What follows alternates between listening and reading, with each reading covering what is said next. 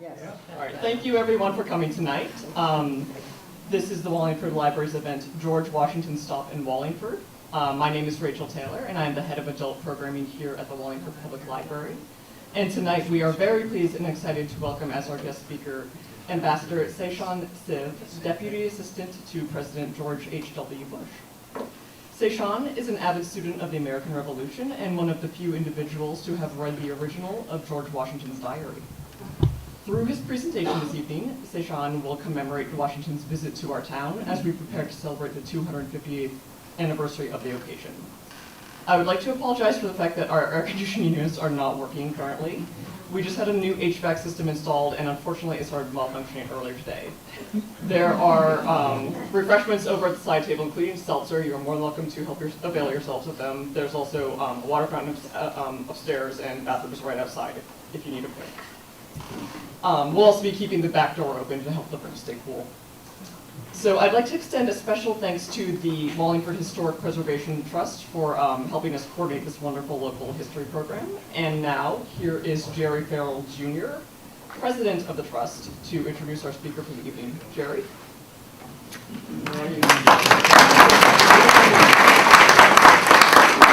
Good evening. I'm Jerry Farrell Jr. I'm the President of the Wallingford Preservation Trust. The Trust is so pleased to work with the Public Library, the Historical Society, the Public Celebrations Committee. We have these several days commemorating Washington's visit in June of 1775. We hope you will come also on Saturday morning, that on Saturday morning it's not only Flag Day, but we're actually going to reenact these events. It starts at Town Hall at 10 o'clock. With Flag Day put on by the Wallingford Elks Lodge, and then it merges right into a walk of the whole trail that Washington took through the center of town. So we hope you can join us. That starts at 10 with Flag Day, at 11 with the reenactment. If it's not great weather, it's perhaps going to be inside at the town hall and the council chamber. So we'll go forward one way or the other, but we may be inside so we don't get all these fine gentlemen very wet. But as I say, it's great that we're having these events. I'm pleased to introduce Bob Beaumont, the president of the Wallingford Historical Society, my sometimes partner in crime.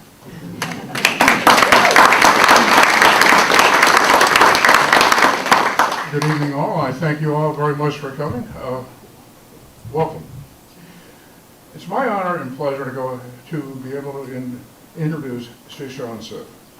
Sichan, from what I have read about Sichan, is a man who has spent most of his life, if you will, giving back, whether it's to his family, whether it's to his community, whether it's to his country, and now to his adopted country that he has been in for the last 49 years and 10 days.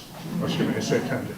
Well, excuse me, 49 years and 7 days. I'm sorry, I'm rushing, because 49 years and 7 days ago was his first day in Wallingford, Connecticut.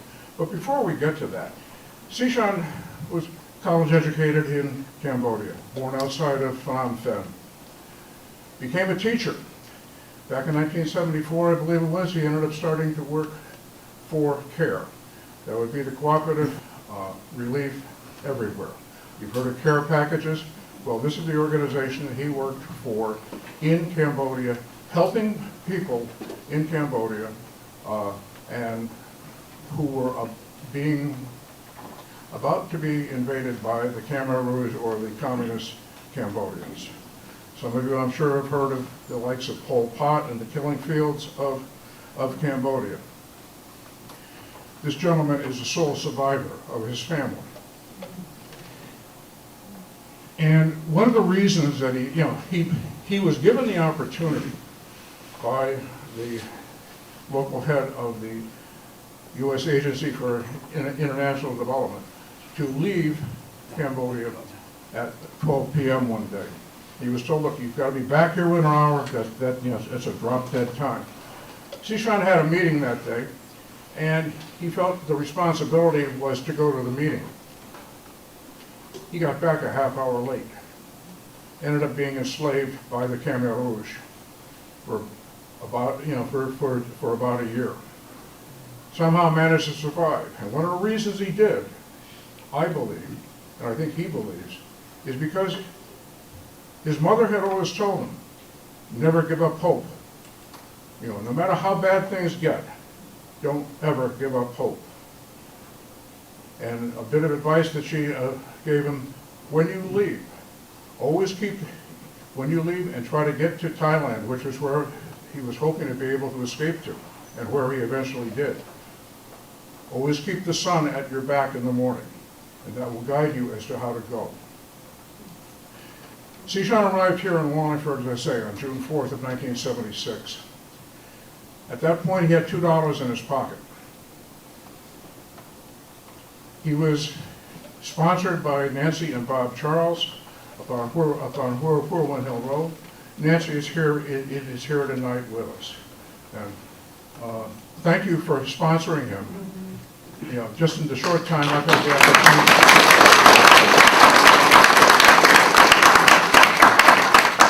just for the short time I've had knowing him, as far as speaking with him on the phone, and now finally meeting him, a couple of days ago.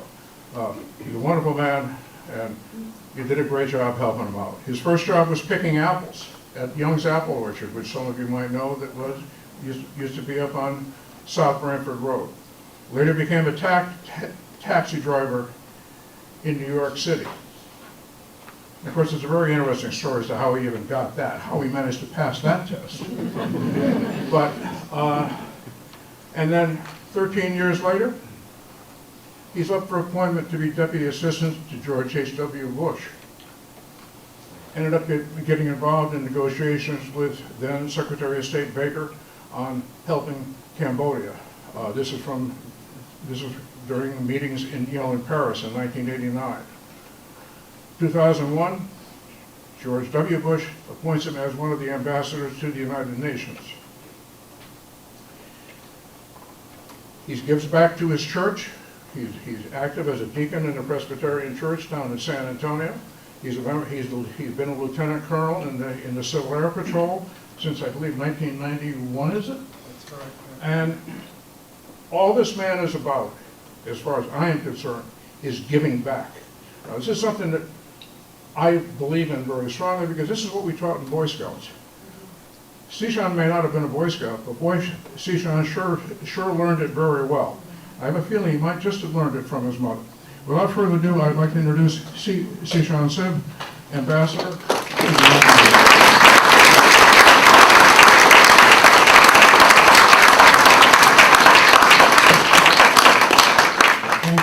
Thank you very much, Bob, for the kind introductions. I also thank the Society and the Trust, as well as the Public Library, for hosting this event. The next 36 minutes, I'm going to take you back and forth between the 18th and the 21st century. So follow me. We are going between the 18th century, where George Washington came here in 1775, and nowadays. So where do I press this number up here? In January 1989, George Bush was sworn in Washington. He raised his right hand, he put his left hand on two Bibles. You see that Barbara Bush was holding two Bibles. One was the family Bible, and the other one was the Bible that George Washington was sworn in 200 years earlier. So we call this the bicentennial of presidential inauguration, from George to George. So 200 years earlier, George Washington did the same thing. He put his left hand on the Bible, which is incidentally a Masonic Bible that belonged to St. John Lodge in New York. They, as you know, everything was first. There has never been an inauguration before, and they didn't know what to do. And suddenly Washington asked, "Where's the Bible?" And somebody ran to the nearby lodge, St. John Lodge, and they got the Masonic Bible. So George Washington raised his right hand, and he repeated after Robert Livingston. the Chancellor of New York. I, George Washington, do solemnly swear that I will faithfully execute the office of President of the United States, and that I will faithfully, to the best of my ability, preserve, protect, and defend the Constitution of the United States. And then he added these words, so help me God. So help me God. So 45 men who followed him repeated the same oath. Incidentally, in Germany, when the Chancellor of Germany, Merz, took his oath, he ended with the same word. So mir Gott helfe. So help me God. So 45 men follow him. All of these, there were a lot of lawyers. There were a lot of, a few generals. You can see Washington was the first general to be president, and all the way to Eisenhower. All the way to Eisenhower, you have. Then there's a smaller group. This is a very interesting group. Can you tell how they have, what they have in common? Not for you, Tom and Jim. They are all Freemasons. Yes. And that made me think that the Freemasonry was really playing a key role for the birth of the United States. And even more in Texas, you know, you know the Alamo, all the leaders in the Alamo who were killed in the siege of the Alamo were all Freemasons. You have Bowie, Bonham, you have Crockett, you have Travis. And also 189 people who were killed there, most of them were Freemason also. And then you have Sam Houston, who defeated Santa Anna in 18 minutes, the shortest battle in the history of mankind. And he was a Freemason. And you have Stephen Austin, whose father was born here in Connecticut. Moses Austin, you go half an hour from here, you'll be in Durham, and there you see the house is still there. Moses actually met Washington when he was 14 years old in 1775, before he moved to Virginia, to Tennessee, and he ended up in San Antonio in 1820. So we're going back to the Freemason, and that is the Society of George Washington in the Grand Lodge of New York, which is amazingly one of the best lodges I visit. This is in the St. John Lodge. Of the 45 men who occupied the office, a few smaller number were diplomats. These are top diplomats. They were ambassadors. And I added Franklin there because he was the first diplomat sent to France to convince the French to come and help us out. And it was quite an impossible job. You know, he was there to convince the king, Louis XVI, to defeat another king so that he can have a country without a king. So, but Franklin, he was preceded by a lot of name recognition. You know, they all know by him about the lightning rod and so on and so forth. He was quite popular. So when he got here in 1776, he spent a lot of time doing the French way. You party all night and then you go to work at noon in the following morning. John Adams was sent there after work to help him out, but he was so appalled by the way Franklin left his wife. But John Adams didn't know that how the French socialized in the 18th century. So here you have Adams, who was ambassador to the Netherlands, and Jefferson, who was ambassador to France, followed by Monroe. Monroe was ambassador to France too. But I think the most important appointment here was John Quincy Adams. John Quincy was only 27 years old when Washington appointed him to be ambassador to the Netherlands. And then he was sent to Germany, which was at the time known as Prussia, when he was 28. And he was probably the only ambassador at the time, and maybe afterward, who spoke a few languages. He went with his father, John Adams, when he was 11, 12 years old, and he was acting as his father's secretary. He spoke fluently in French, and then he learned a few other languages. And the last one is George Bush, my former boss. He was ambassador to the United Nations. He was there 30 years before me in 1971, and then he was ambassador to China. The next group of people are the people who, you know what they have in common here. War. They are on the dollar bill. So you see it every day, you know, pay attention that these people are on the dollar bill. Washington, he has a small book called Rules of Civility. And one of my favorite quotes of Washington was, associate yourself with people of quality, for it is better to be alone than to be in good company. And he put a group of people together. His first cabinet was 4 cabinet secretaries. He has Jefferson as Secretary of State. Jefferson was still in Paris, so he called him back. He didn't get here until later on. He has Hamilton as Treasury Secretary. He had Henry Knox as the Secretary of War, and then Edmund Randolph as Attorney General. So these are the people who fought with him in the Revolutionary War, except for Jefferson. And Hamilton has a particularly interesting story because he was one of the probably only founding father who was not born here. He was born in Nevis, which is a group of St. Kitts and Nevis Island, in the South Island called Nevis, in 1757, I believe. And he was poor. He went to St. Croix to work on a trade issue as a clerk, and he became here. Washington noticed him right away. He was 19 years old, an artillery officer, and he didn't know anything about military strategy. What he did was reading. He read a book about artillery and became an artillery officer. Of all the aides-de-camp, all the system to Washington, I think there were about 30 of them. Hamilton stood out because of his intellect.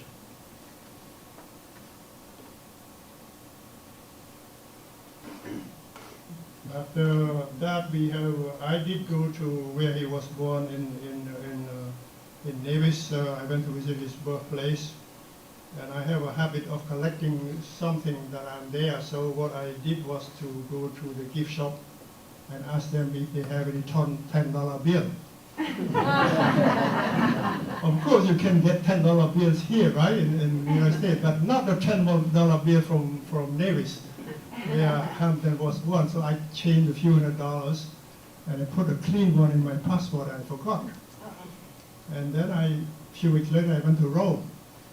I got to the airport, I showed my passport, I had a few Italian words, I said a few words, and then he opened the passport, he looked at me, looked at serious, he said, do you know that you have a $10 bill in your passport? And I realized, oh my goodness, I said, oh, I'm sorry, I didn't know that. But this is an interesting story. In some countries, you put dollar bills, you get your visa extended. In others, you can go to jail. And I apologized to him, and he gave the passport and a $10 bill back to me. So don't put dollar bill in. So back to the 21st century. This is the Oval Office under George Bush. The world that we knew changed drastically because of the end of the Cold War. And Bush handled the end of the Cold War most effectively without one shot being fired. And I was there organizing a lot of meetings for him so that he could hear directly from the people of important policies and issues that are concerned to him and also to the American people. On the fireplace, there is a painting by Rembrandt Peale. This is the painting of George Washington as the commander-in-chief of the Continental Army. As you know, he got the command thanks to John Adams. John Adams was the one who nominated him. And John Hancock, he thought he was going to get the job because he was president of the Continental Congress. But when John Adams, the delegate from Massachusetts, recommended nominated George Washington. The whole room just erupted in applause. But John Hancock was not very happy. But then the nomination was seconded by another Massachusetts guy named Sam Adams. So this painting is quite famous because it's not him as a president. And you see Lord Reverend Peel, he did his father, Charles Wilson Peel, was the first one who painted Washington in 1772. That when Washington was much, much younger. I mentioned a minute ago there are 45 men who occupied the White House. Only 2 of them were pilots. George H.W. Bush in the Navy and his son, George W. Bush, in the Air National Guard. George Bush was shot down in the Pacific on September 2nd, 1944. He was in the water for a few hours before he was spotted by a submarine, USS Finback, and he was rescued. George Bush flew a F-100. If you go to the New England Museum of Art at Hartford, you will see a F-100, which is a Vietnam War area jet. So all the 45 people, a few were diplomats, some were lawyers, 2 were pilots, and only 1 was a skydiver. That's what he said. You don't need to sit around drooling in the corner. Go out and have some fun. Here back to the Oval Office. For somebody like me, it was quite overwhelming because I was just running for my life. As Bob said, 13 years earlier, and then I was at the White House 13 years after I escaped from the killing fields. And not only that, but the time that George Bush was at the White House was the time that the world changed. The world that we had known no longer existed. Eastern Europe became free, Germany became united, the Soviet Union fell apart, and George Bush handled it most effectively. Last year, it would have been his centennial. So all of us who worked for him went back to the Bush Library in College Station for a reunion. And I want to show you these 2 pictures that follow, which is a reflection, a reference of what George Bush is all about. He brought people together, and he kept people together. The first, the black and white, was in my office in 1989. Only 3 people in that photos who married me, or Bobby Kilberg was looking at me, and then Susan Denston on the right-hand side. The one in color was 35 years later. We were still together. We were still together 35 years after we were at the White House, and that tells a lot about George Bush. So people ask me how did I get to meet George Bush. I mean, he's a refugee from the killing fields that arrived in Wallingford with $2. How did he make it there? And Bob mentioned briefly about it, and I just want to give you some picture. In fact, we met Bush through Reagan. Martha and I, my wife, my late wife Martha, and I were introduced to the Reagans in the 80s in New York. So we got invitation from the White House, and one was an event in the Rose Garden, the one at the bottom, on July 13, 1988. And that was the first time I met George Bush. Until then, our lives seemed to parallel each other. And this is quite an interesting path that we took, but we met. I grew up in Cambodia, which was a French colony, so I grew up speaking French. I didn't know anything about other countries, except everything was from France, of France, and for France. Until 1953, when Vice President Richard Nixon came to visit. Our teachers told us that there was another country, much bigger and farther away than France. It's called United States of America. That was the first time I heard about America. In the spring of 1975, George Bush was ambassador to China, and I was working in Cambodia, like Bob said, in a very dangerous situation, trying to save the lives of hundreds and thousands of people who fled the war-torn countryside. And I was told that if I were to be lifted out of Cambodia when the time came, I had to be at the embassy within 1 hour.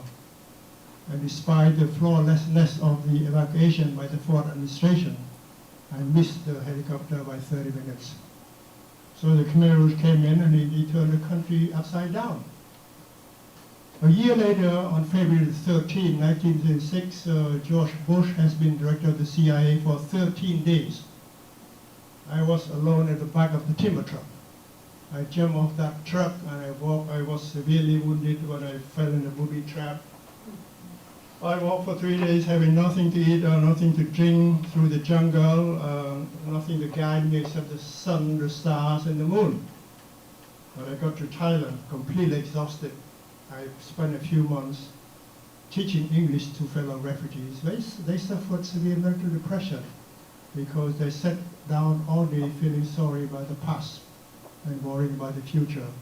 So I organized English classes, which is a win-win proposal. Many of them were going to go to an English-speaking country. They were able to get some English, and they were able to take their minds off the sorrows and the worries. On June 4th, 1976, as Bob mentioned, I arrived in Wallingford, Connecticut, birthplace of my freedom, at the home of Bob and Nancy Charles, 1742, 42. I pick apples here, and I walk in front of Jim's house every morning when I went to pick apples. And then I went to New York to drive a taxi.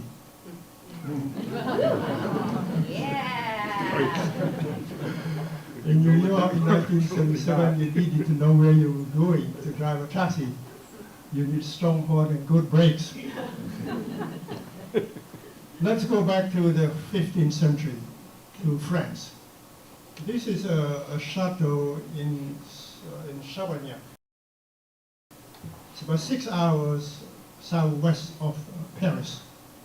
Here on September 6, 1757, was born a boy named Marie-Joseph Paul-Yves Roche Gilbert de Moutier, also known as Lafayette. Lafayette was born into a very, very wealthy family, and he was groomed to be the leader from the very beginning. I mean, his father died when he was like 2 years old, so he inherited the title and everything. Lafayette was born here in Chavagnac, and in a minute you hear how strong the connection is. In Chavagnac, there was a United States flag flown over the Capitol on July 4th, 2005.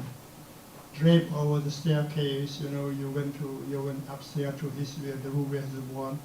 You see that enormous flag. It was a gift from the U.S. Congress. There was a certificate of authenticity, except that they misspelled Lafayette's name.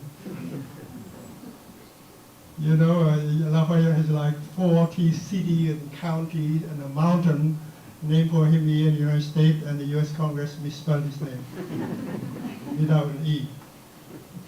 And here in the United States, you have Mount Vernon. I mean, if you want to know about Washington, there is no better place to go to Mount Vernon. Mount Vernon, he has a room on the second floor. They gave it to him, called Lafayette Room on the left. And he gave Washington a key to the Bastille. That's when the revolution started. And he had one of the most distinguished careers in human history that I've known of. And I am a big fan of history. He came here in 1824 for what he called the America's Farewell Tour. He arrived on August 14 in New Jersey, and he visited all the 24 states. At the time, he went all the way to Mobile, Alabama. Mobile was the largest French-speaking town at the time. You know about Mardi Gras. Mardi Gras was actually born in founded in Mobile, and then New Orleans sort of took over. And he came to New England everywhere. He went to Quincy to meet John Adams. He went to Monticello to see Thomas Jefferson. All these people were his comrades, but brothers in arms. In a parade in Richmond, he stood up from his carriage and he recognized a black man. His name was James Armistead. He was the first spy that Lafayette sent to spy on the British before the Yorktown They recognized each other. He got off the carriage and he ran to James Armistead. They hugged each other, and that's quite amazing, you know, that he remembered all of this. And James Armistead, he took his name, later he changed his name to James Armistead Lafayette. It's just like the oldest son of Lafayette is called George Washington Lafayette. There was a quote from one of the stepdaughters of Washington. She wrote to him, except that they misspelled George Washington Lafayette. George in French, there is no S at the end. George in English, there is no S. But anyway, he died. He went back to France. He got caught up in the French Revolution. He died, and he's buried at Picpus Cemetery, which is next to this mass grave of about 1,300 people who were killed, guillotined during the French Revolution. And I went there, I paid my respect, and I just reflected on the blessings. And because I'm Francophone and Francophile, I could associate myself with Lafayette very well, who said, when he came here in 1777, that when I heard of America, I love her. The opportunity that I have to serve America, that would be the best and the most happy moment of my life. He came, he bought a ship himself called La Victoire, which is the Victory in English. He spent like 100,000 pounds to buy that ship, and the king didn't want him to come. They tried to stop him, but he already left. So he came to Charleston. He wrote, he got sick on the sea, and he rode the horse a few weeks to get to Philadelphia to meet Washington, and they just hit it off. Yeah, Hamilton was already moving on, and so Washington having no child, and then this young man, 19-year-old, very, very patriotic. They got a letter from Franklin. They said, treat him very well. He knows a lot of people, but don't get him killed. Make sure he earns his stars. So if I were to live in another period of my life, it would be with Lafayette and Washington. So my fantasy is that because Washington didn't speak French, he called on me to be with him and Lafayette. And that I would be one of the 30 aide-de-camps. But they, in 1931, when they commemorate the 150th anniversary of the Yorktown campaign, they only put two French there. Rochambeau, he was a general already, and Rochambeau was at Yorktown when the British surrendered. And de Grasse, Admiral de Grasse was the one who brought the French Navy from the Caribbean and blockaded Lord Cornwall, the British Navy. They couldn't get out. Back to the 21st century, after George W. Bush was elected, he asked me to go and work at the United Nations to represent the United States and the American people. And that was a special moment for me because I was not even born in the United States. And now I'm speaking on behalf of the President and the people of the United States. And that was my proudest moment. It's an honor beyond measure to be working for two presidents named Bush. They say I work behind the bushes. And then back to Rembrandt Peale. This is the White House Oval Office of George W. Bush. That Martha and I were there, and at the bottom, those are the two Peale paintings of Martha Washington and George Washington. That was the first time I saw the two paintings together. And of course, I immediately inserted myself. 21st century, another moment that changed our life in the 21st century was 9/11. In Connecticut, now you know it or not, there has a connection to that event. This is a plane in the morning of 9/11, there were some 4,500 planes in the skies. All of them were ordered to land within a few hours, except this plane, 44 Lima, which belonged to the Civil Air Patrol wing in New York. It was made in Islip at the time. And you probably remember this photo, Andy Carr, the chief of staff, who whispered into George W. Bush's ear, a second plane hit the second tower. America is under attack. George Bush was listening to elementary school students reading, and he didn't want to panic the children. He stayed until the reading was over. Then he gave an address to the nation. He left. He wanted to go back to Washington, but it was not safe, so he was told to go to Barksdale in Louisiana. That's a B-52 base. There he gave an address to the nation, and he went from Barksdale to Offutt in Omaha, near Omaha, another B-52 base. And finally he got to Washington in the evening, where he gave another address to the nation in the evening from the Oval Office. So that was 9/11. Here in Brainerd Airport, the plane 440 Lima was transferred from New York to Connecticut. I'm pleased that the wing commander of Connecticut is here, Colonel LaPlante. Can you raise your hand? Yes, wing.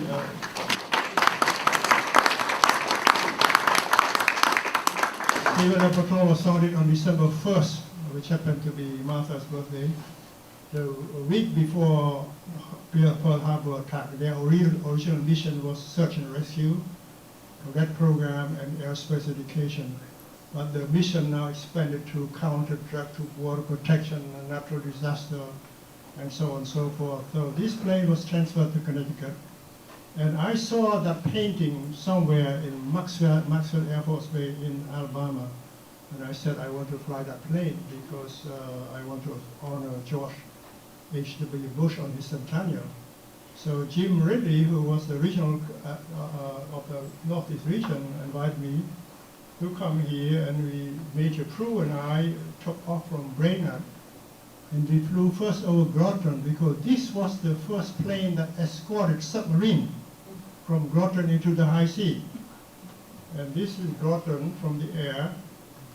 Then we flew for 3 hours to Rhode Island, to New York, along the Long Island coast, and back to New York and Massachusetts. But we did land in New Haven, and that was the airport where I landed in 1976 with $2 in my pocket. I am very fond of the Civil Air Patrol. I've been a member since 1991. And recently I went to Florida, and I met with a lot of cadets and a major. And Lila, if I may recognize you, Lila flew all the way from Florida to be with us, and she was the person of the year.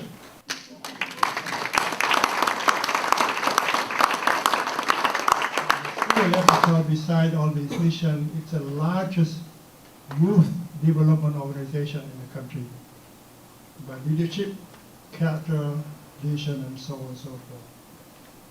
So this is Sarasota. That is where George Bush was on 9/11. I flew there with another pilot, Major Hoffman, it was emotional for us because the two of us knew exactly where we were. Major Hoffman was in Korea in the middle of the night when he learned that what happened in New York in 9/11. And that was sort of closing the loop in terms of service to others. And now I'm back with Lafayette and George Washington. When I travel around the world, I try to find a place where I can connect for Freemasonry, because both Lafayette and Washington were Freemason. And a few weeks ago I was in Salzburg, and I went to see the birthplace of Mozart. And Mozart, as you know, was one of the most prolific composers in our history. And this is a description of Mozart from another Mason, Goethe. You know, Goethe, the writer, he said, a phenomenon such as Mozart always remains a miracle that cannot be explained further. And that from a Mason to another Mason. In Paris, you can find both Lafayette and Washington, with Park Jefferson, Place des États-Unis, in Paris, and that they were the two together. And of course, there is a big statue of Washington at Place Vienna in Paris, and then another one of Franklin. I cannot tell enough about Franklin, how popular he was in France. Each time I'm there, I usually try to walk to Passy, where he used to live. And in there's a marker there by the house, and there was a quote from one of his friends, lady friends. She said in French, "Ici, à Passy, on s'amuse." Here in Passy, we have fun. And I mentioned a moment ago, I mean, Franklin, he knew how to operate in Paris, in the Parisian. That's why he was able to convince the French to help us out, especially after Saratoga. After Saratoga, October 1677, when General Horatio Gates defeated Burgoyne, the French was ready to help. Because Louis XVI, he was needing to help us, but he wanted to have some kind of proof. And of course, in 1780, Lafayette went back to France, and he came back to tell George Washington that the French are going to send military and financial assistance, and a year later, we won the war in Yorktown. So I want to thank you very much for having me, and this is one of my favorite verses. I was a stranger, and you took me in. Matthew 25, 35. We all know that behind a good man stand a good woman, right? In Texas, we say, beside a good man stand a great Texan librarian. Martha was a librarian. She went to UT, got a Master of Library Information Science, and she said, I'm going to see the world. So she went to Paris. She got a job at the United Nations in Bangkok. So at that time, she and I were a few miles of each other. She was in Thailand, I was in Cambodia, but we didn't meet until later. So God bless you and God bless America. And I want to dedicate this to Wallingford and Connecticut, and also to the Bushes and to Martha. Thank you very much.